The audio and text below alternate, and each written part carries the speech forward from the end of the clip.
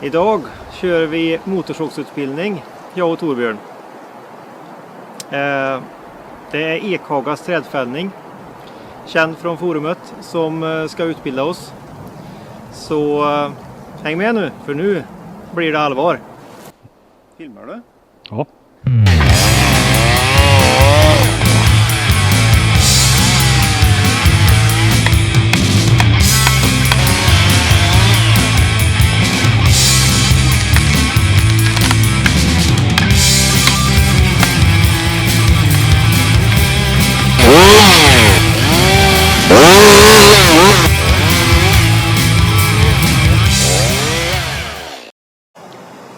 Vad säger du Martin om motorsågskörkort generellt? Du utbildar mycket folk i motorsågskörkort utöver trädvårdsjobben. Ja.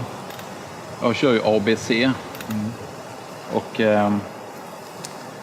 det blir fler och fler C-kort. Men jag kan ju säga om motorsågskörkort att det är ju det är alltid bra att lära sig mer, och på alla kurser som man går så finns alltid någonting nytt man har att lära. Även om du hade ju jobbat länge så finns alltid något som kan repeteras. Det var ju länge sedan också, så att det är ja. hög tid att fräscha upp kunskapen. Ja, det kan alltid vara något som man kan putsa lite på och snappa upp och sådär. Och så har det gått bra idag, tycker jag. Och det viktigaste i skogen tycker jag är att man har en ödmjuk attityd till att jag är kanske inte, alltså att man alltid har mer att lära och att man inte har den här besserwisser attityden, utan att man har en ödmjuk inställning. Att man är aldrig förskonad ifrån risken för olyckor liksom, utan... Nej, men det är ju onekligen så att en motorsåg är ju ett farligt redskap. Så det är klart att det är mycket som krävs för att hantera det på ett säkert sätt. Det är ju viktigt att vänja sig på med goda vanor. Det har vi ju sett lite grann här idag, att för oss som har jobbat lite med motorsåg förut så finns det en del avarter med som man får fila på och tänka sig för med också. Det är väl ganska typiskt, kan jag tänka mig.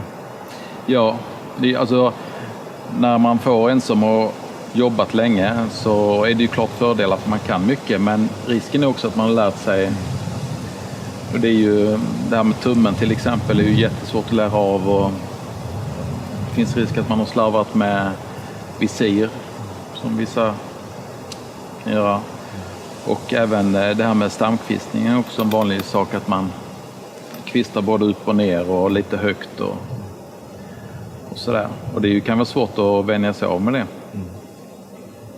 Men har man bara viljan att försöka bli bättre så brukar det gå bra. Ja, men vi har lärt oss mycket idag, jag och Fredrik här, och vi är sagt var nöjda ägare till ett motorsågskörkort, och det känns väldigt bra. Tack så idag Martin. Ja, tack själv. Motorsågskörkort, det behöver man väl inte?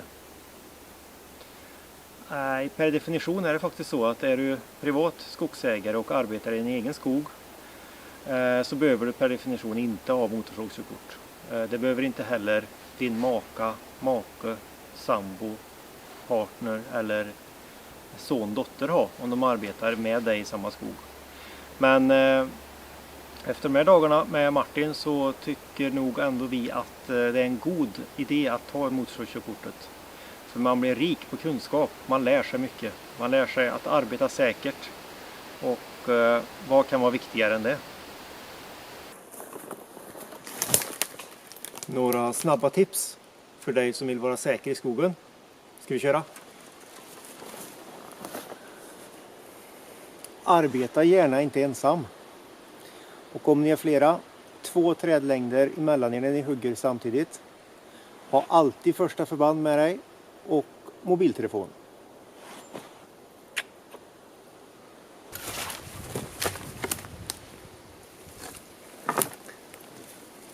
Ha fräscha grejer när du jobbar i skogen. Se till att ha koll på sågen. Kastskydd måste funka. Kläder måste vara okej. Såga inte här uppe, där kastrisken är som störst. Håll kedjan vass.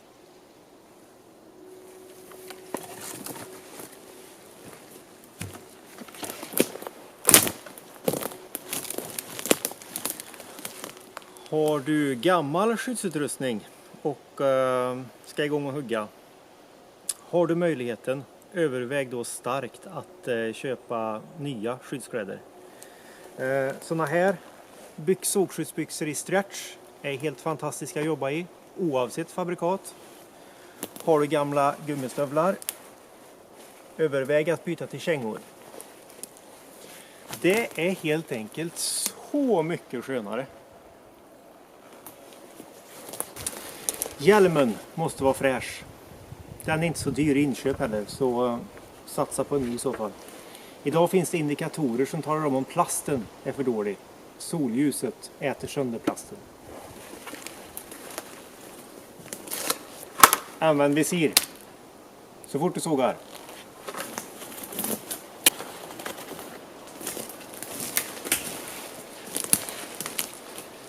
Planera alltid fällning av varje träd.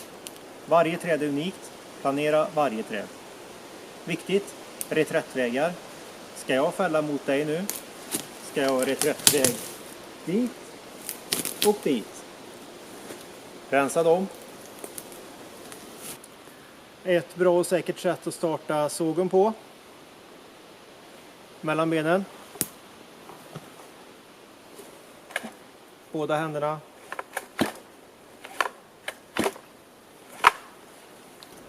Stamkvista aldrig över dina egna axlar. Nej, nej, nej, nej, nej. Ja. Hoppas Fredrik på Skogsforum ser den här videon. Det behöver han.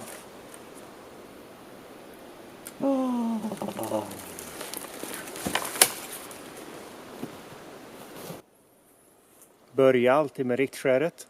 Riktskäret får maximalt vara 20% av trädets diameter. Fällkammen, som är trädets gångjärn när man fäller, ska vara 10% av trädets brösthöjdsdiameter. Är trädet 25 cm i brösthöjd ska fällkammen vara 2,5 cm. Använd gärna säkra hörnet med kil som fungerar i de allra flesta fall.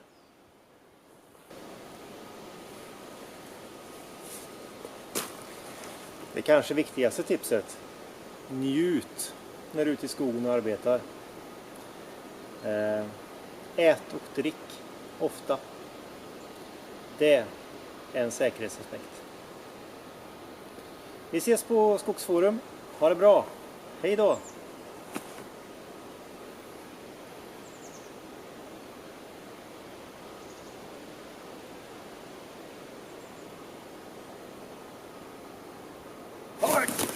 Hej då!